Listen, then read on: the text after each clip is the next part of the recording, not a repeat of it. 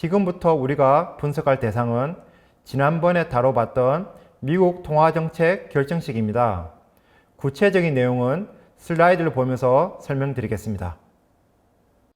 자, 이게 우리가 추정할 모형입니다. IT 스타는 이제 최저금리고요. 이 최저금리는 현재 물가 상승률 파이T와 실업률 UT에 의해서 결정이 됩니다. 그리고 실제로 금리가 결정될 때는 전기 금리와 이 최저금리의 가중평균으로 결정이 되고요. 이 로가 바로 전기 금리에 대한 가중치, 1 빼기 로가 최저금리에 대한 가중치가 되겠습니다.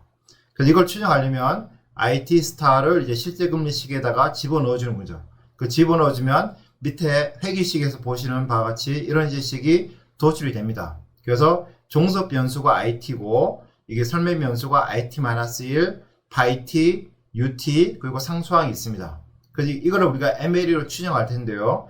MLE로 추정한다는 것은 우도함수를 극대화시키는 것이고 우도함수라는 것은 매 시점 종속 변수의 로그 덴시티 합의입니다. 근데 이 로그 덴시티는 이게 노말이 있잖아요. 그죠? 그 YT 덴시티가 노말이니까 평균과 분산만 우리가 알면 되고 따라서 이제 평균이라는 게 결국에는 그냥 이 부분이 평균이 되고 그냥 분산은 시그마 제곱이죠. 그래서 이걸 그대로 우리가 매틀랩으로 한번 코딩을 해보도록 하겠습니다. 자, 매틀랩으로 넘어가서 이 MLE를 할 때는 가급적 폴더를 하나 새로 만드는 게 좋습니다. 왜냐면 그 추정할 때 딸려오는 함수들이 있거든요. 바로 이 ln, lk와 파라미터 컨스트가 있습니다. 그래서 그 추정에 대한 모형이 달라지면 얘도 달라지기 때문에 중복되기 쉽습니다. 그래서 아예 폴더 하나 새로 만들어 주는 게 좋습니다. 폴더를 만들고 여기에 mle02라고 하겠습니다. 그리고 다른 것들 이게 메인 말고 ln, lk와 파라미터 컨스트 다 가져와야 되지만 그 연습 삼아서 메인과 데이터만 가져오겠습니다. 여러분들은 이 ln, lk와 파라미터 컨스트를 그대로 가져와서 조금 수정하셔도 전혀 무방합니다. 자, 그럼 그 다음에 여기서 데이터 불러오는 건 이미 했죠. 데이터 불러오는 거는 여기 있습니다. 이걸 그대로 가져오겠습니다. 카피하고 여기에 DCP 자리에 집어넣겠습니다. 자, 됐고요. MLE 할 때 가장 중요한 부분 바로 ln, lrk를 만드는 겁니다. 그래서 ln, lrk를 이제 만들어 보겠습니다. 새로 만들기 펑션 무조건 and 그리고 ln, lrk 의 세타의 데이터 고 추정해야 될 파라미터가 어떤 건지 한번 볼까요? 추정해야 될 파라미터 추정해야 될 파라미터는 로, 아이바, 알파, 겜마, 시그마 제곱 총 5개입니다. 그죠? 그래서 로, 아이바, 알파, 겜마, 시그마 제곱. 그래서 로는 첫 번째, 아이바는 두 번째, 알파는 세 번째, 겜마는 네 번째, 시그2는 다섯 번째 하고요. 그 다음에 우드값을 다 더해줘야 되고 자료는 t는 1부터 캡 t까지 and 그러면 캡 t는 그러려면 먼저 종수 변수는 데이터의 첫 번째 열 그리고 두 번째는 Fed Funds Rate인데 얘는 정확하게 말하면 전기 이제 Fed Funds Rate이고 이 종속 변수는 이제 현재 Fed Funds Rate입니다. 그죠? 그리고 이제 인플레이션이 이제 데이터의 세 번째, 마지막으로 실업률은 데이터의 네 번째. 됐습니다. 자, 그러면 하나씩 해보죠. yhat 를 만들어줘야 되는데, yhat은 여기 있는 평균 요 그대로 타이핑하면 되죠. 이걸 보면서 그대로 타이핑을 하겠습니다. 자, row에 곱하기, t를 안 정해줬네, 그죠? 자, t는 이제 로스의 y다. 그죠? 이 로스는 y의 행의 수를 주는 겁니다. 이거는 라이브러리 안에 있습니다. 매트립에 내장된 명령은 아니고요. 전기값 fed funds rate t 더하기 1 빼기 로의 i바, 그죠? 1 빼기 로의 곱하기 i바 더하기 또 1 빼기 로의 곱하기 알파 곱하기 인플레이션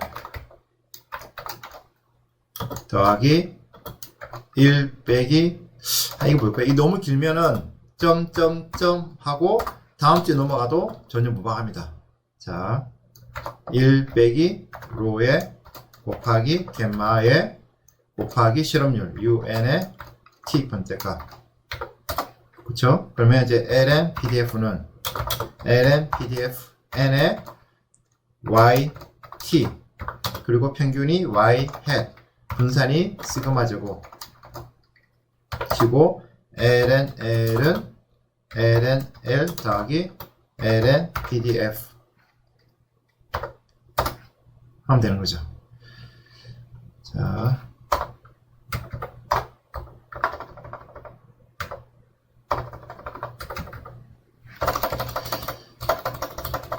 되고, 그쵸? 이러면 더 이상 해줄 게 일단은 없어 보입니다. 그죠?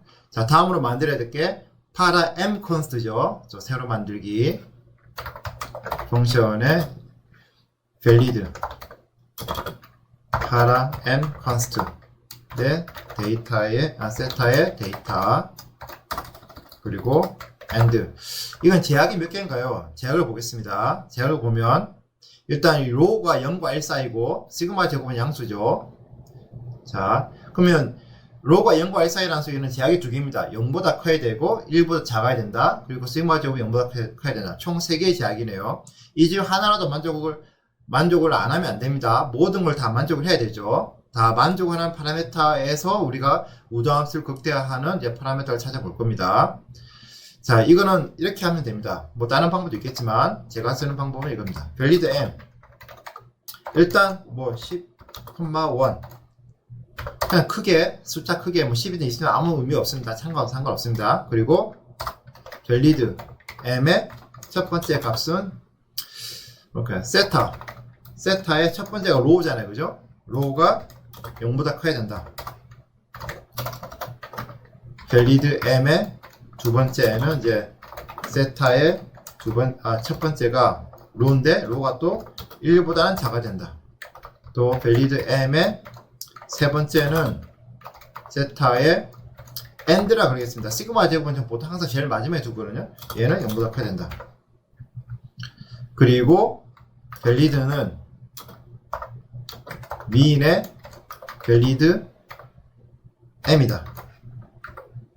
자, 한번 보시죠.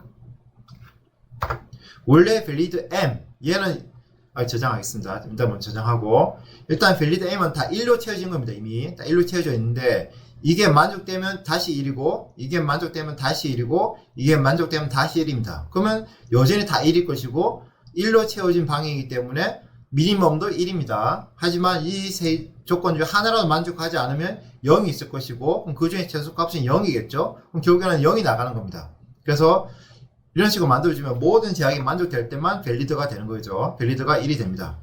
자, 그래서 제약이 여러 개면 뭐 이렇게 해주시면 되고 중요한 거는 여기는 1, 2, 3이 겹치지 않는 겁니다. 뭐 1, 2, 3, 뭐 7 이렇게 나오면 상관없는 거죠. 하지만 1, 1, 7 이렇게 해버리면 문제가 됩니다. 왜냐면 얘는 만족 안 했는데 얘가 만족이 돼버리면 다시 1이 돼버린단 말이죠. 처음에 0이었다가 다시 1로 덮어 쓰겠죠. 그러니까 반드시 숫자가 겹치면 안 됩니다. 이것만 주의하시면 되고요. 자, 다시 메인으로 들어와서 방금 우리가 LK 만들었고 파라미터 컨스트 만들었습니다. 이제 해줘야 될 게 초기 값과 데이터입니다. 먼저 초기 값. 초기 값은 우리가 처음에 로우잖아요. 요는 0과 X니까 0으로 두면 안 되고 얘는 한 0. 보통 값이 큽니다. 보통 0.8 두고 그 다음에 아이바는 양수이기 때문에 4. 왜냐하면 평균적인 금리 수지이거든요. 그 다음에 알파는 인플레이션 대응이니까 0보다 크겠죠. 그리고 네 번째 실업률에 대응. 실업률에 대한 대응을 어떻게 합니까? 실업률이 올라가면 금리를 낮춰야 되니까 부호가 음수일 가능성이 많겠죠. 그 다음에 마지막에 이제 분산 양수해야 되니까 그냥 0.5로 하겠습니다. 그러면 초기값 됐고, 마지막으로 데이터에 첫 번째 종수 변수는 Federal Funds Rate의 2부터 end까지가 될 것이고, 두 번째는 Federal Funds Rate의 1기 시차니까 1에서 end-1까지를 넣어주면 되겠습니다. 그 다음에 인플레이션은 현재 값이기 때문에 현재 값이니까 얘도 2부터 end까지, 그리고 실업률도 2부터 end까지 이렇게 넣으시면 되겠습니다. 자, 이렇게 해서 한번 추정을 해보죠. 실행을 해보겠습니다. 실행 보면 여기서 인덱스의 표현 사용해야 한다. 뭐가 문제 있을까요? 이게 n이 빠져있네요. 오타가 있습니다. 자, 다시. 자, 결과 나왔습니다. 자, 보시면 얘가 이제 전기에 대한 비율, 전기에 대한 의존도, 전기에 대한 가중치가 굉장히 높죠. 0.96이고, 그 다음에 평균적인 금리 수준이 8, 그 다음에 인플레이션에 대한 대응이 이제 2 이렇게 나오네요. 자, 다시 한번 조정해 보겠습니다. 하고, 그래도 생각했던 보다 값이 약간 좀 차이가 있긴 한데, 값이 0.5를 하지 말고 최고값 좀 바꿔보겠습니다. 되고, 큰 차이가 없죠? 최고값을 바꿨을 때도 결과에 차이가 없는지 지금 확인하고 있는 겁니다. 다시 바꿔서 해보겠습니다. 여전히 차이가 없죠? 그렇죠? 얘도 조금 더 줄여보겠습니다. 2. 여전히 차이가 없고, 이것도 0.5로 바꿔서 또 해보겠습니다. 여전히 차이가 없습니다. 그래 보시면 초기값에 예민하지 않습니다. 즉 우리가 찾은 게 글로벌 가능성이 굉장히 많은 거죠. 그래서 보시면 이 인플레이션에 대해서는 양의 반응을 하고, 실업률에 대해서는 이제 음의 반응을 합니다. 뭐 통계적인 유기성 아주 강하지 않네요. 그죠? 그래도. 하지만 보시면 전에 그 선형회의 했을 때보다는 개수값이 훨씬 크게 나옵니다. 그죠? 정기 금리를 넣었음에도 불구하고도. 그게 왜 그러냐면 우리가 추정하는 거는 인플레이션의 개수가 이 알파가 아니라 이 1 빼기 로에 곱하기 알파이기 때문에요. 그래서 로가 굉장히 큰 값이죠. 1에 가까운 값이고, 그래서 자, 다시 뭐로 돌아가 볼까요?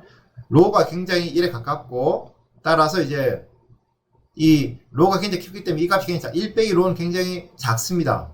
근데 파에 대한 개수는 일정하죠. 그래서 개수를 일정히 유지시키려면 알파가 커야 되는 거죠. 따라서 그냥 파이 앞에 있는 개수만 봐가지고는 작을지 모르겠지만, 이게 금리 스무딩까지 고려하게 되면, 요 알파만 고려하게 되면 굉장히 값이 큰 게 나온 거죠. 따라서 통화정책이 굉장히 적극적으로 대응을 해왔다. 다만 금리를 빠르지 않게 굉장히 스무드하게 올라왔다라고 우리가 결론 지을 수 있습니다. 이런 식으로 이제 비선형 모형을 추정하게 되면 선형 모형에서 볼 수 없는 그런 현상들을 우리가 이렇게 볼 수가 있는 거죠. 자, 여기까지가 이제 MLE가 되겠습니다. 직접 한번 천천히 해보시길 바랍니다. 이것으로 최후 추정법에 관한 매틀랩 실습을 마치도록 하겠습니다. 감사합니다.